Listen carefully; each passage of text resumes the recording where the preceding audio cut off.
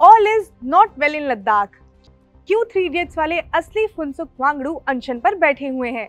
क्या है संविधान की छठी अनुसूची यानी कि 6th schedule of the Indian constitution, जिसे लद्दाख में लागू कराने की मांग की जा रही है? क्या है ये पूरा मामला? बात करेंगे इस वीडियो में। नमस्कार, मेरा नाम है स्वर्ण और आप देख रहे हैं अनकट। इतनी ठंड में क्यों अनशन पर बैठे हैं सोनम वांगचुक? ये सवाल आप सबके मन में आ रहा होगा। तो दरअसल सोनम ने ये दावा किया है कि उन्हें साइलेंट प्रोटेस्ट के दौरान नजरबंद कर दिया गया।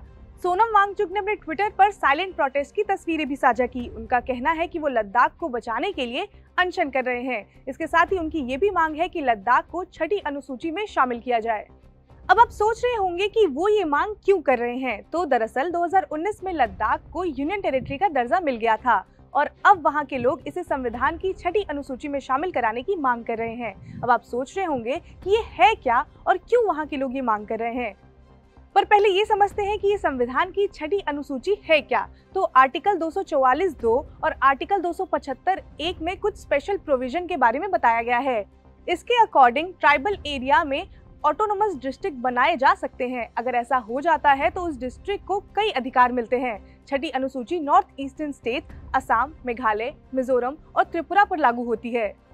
मीडिया रिपोर्ट्स की माने तो लोगों ने लद्दाख को विधायिका के साथ केंद्र शासित प्रदेश बनाने की मांग 1949 में रखी थी। फिर 1989 में अलग राज्य बनाने की मांग को लेकर वहां पर आंदोलन भी हुआ था। इसी वजह से लद्दाख को स्वायत्त हिल डेवलपमेंट काउंसिल मिली थी। 70 साल बाद लद्दाख के केंद्र शासित प्रदेश बन जाने की मांग पूरी हुई, लेकिन लद्दाख को विधायिका नहीं मिली, केवल हिल काउंसिल में इसे रखा गया।